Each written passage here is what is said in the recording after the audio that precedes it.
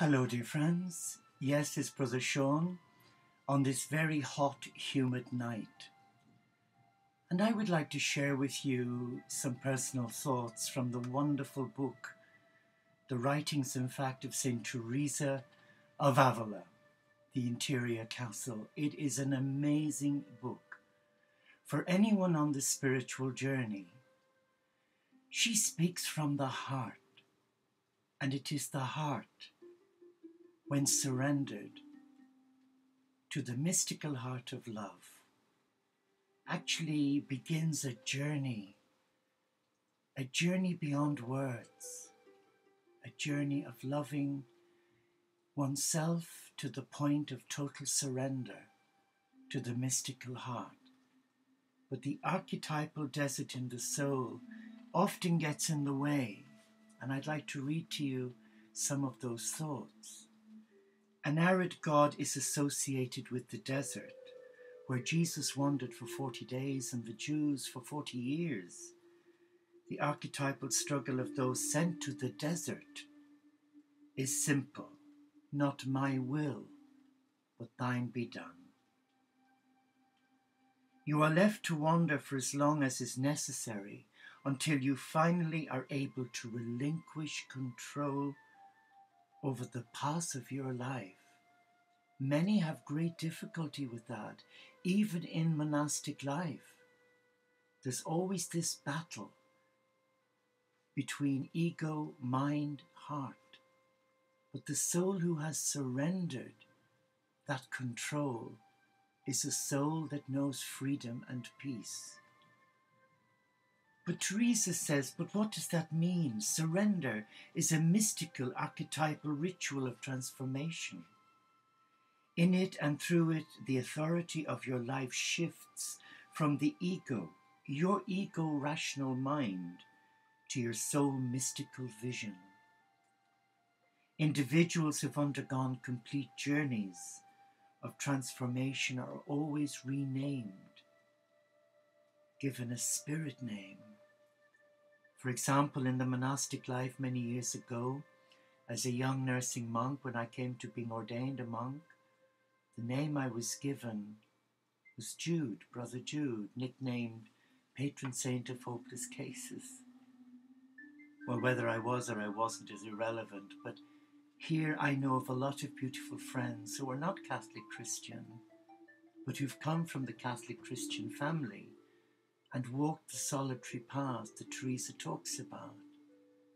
And they end up finding a spiritual teacher who renames them once they've been transformed. No longer are they addressed by the name of their ego identities. Jesus is the man, Christ is the soul. Siddhartha is the man, Buddha is the soul. The mystical art of surrender repositions the compass of your life's journey, pointing you away from the plans you had in your mind to the plans most suited to your capacities and talents of your soul. Often we can't see beyond our nose.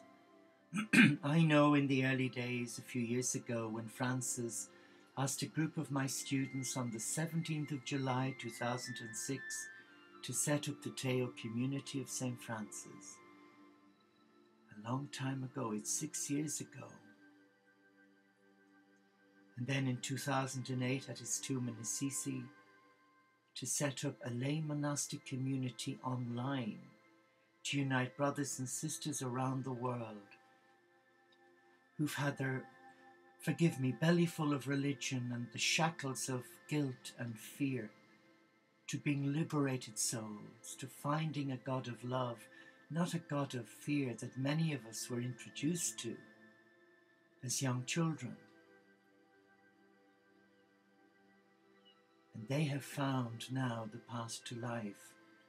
And being members of the Teo community, we are so blessed. Yes, we are an international community, but we're online. Our monastery is our home. Many of us, except myself because I'm enclosed through choice, many keep down full-time jobs. Some are married. Some are widowed, divorced, some are gay, straight, disabled, housebound. But the one thing they have is a desire, deep within their being, a thirst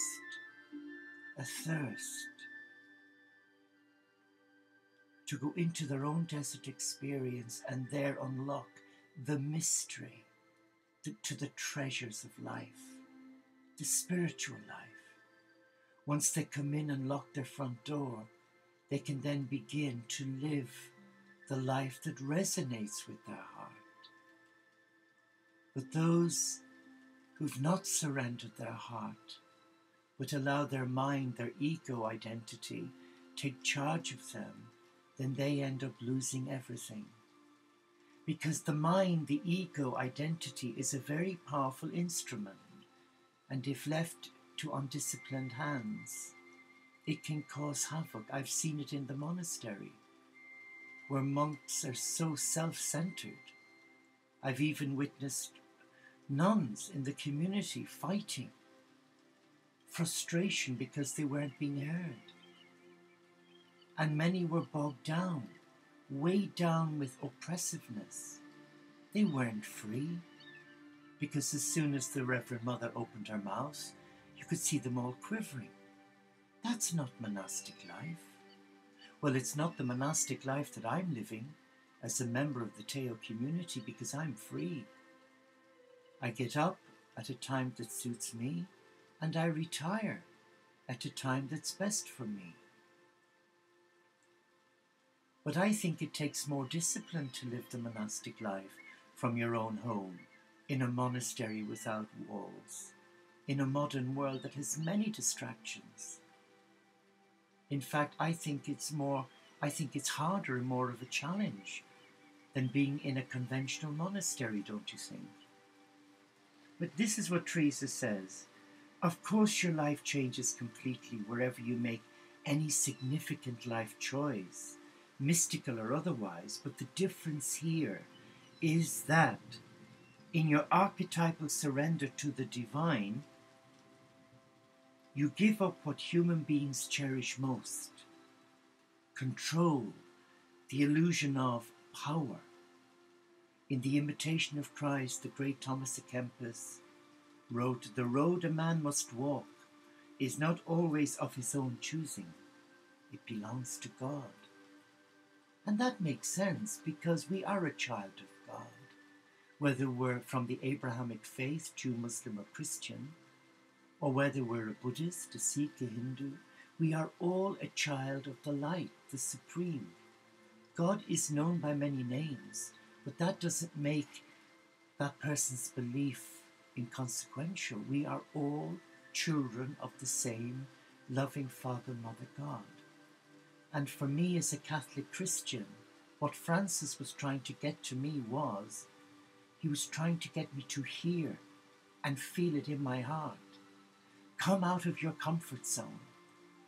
Demonstrate my love that I showed in the 12th century to non-Christians who were perceived by the church as infidels, heathens, pagans. Francis was a friend of Sufi. He was a lover of Rumi. And that's what he's trying to say to us today. Come back to simplicity. Surrender your heart to love. Embrace the divine in all children of God, not just those you like. The challenge, are you willing to come out of your comfort zone, your religious family, and take the richness and the beauty of that faith and share it in how you live your life? Or are you going to wrestle with your demons in your desert of the soul, where your mind and your ego identity are in control, and your heart is stifled, suffocating, and eventually you end up a miserable being? Imagine that you are alone in a desert, or go into a desert if you can, or a forest, or any other place where you can be completely alone without your mobile, your iPhone, your PC, your TV. Feel, imagine, and sense your soul expanding outward, larger and larger until the earth is so small that you can fit it on the palm of your hand. And now wait for the divine to come and find you. We do not have to find God. We know that religion was set up for mankind to connect with God, but here the tables are turned. We must wait until God finds us, and then it's bliss. It's heaven on earth. Are you willing to take the challenge and surrender your heart to the mystical heart? Namaste.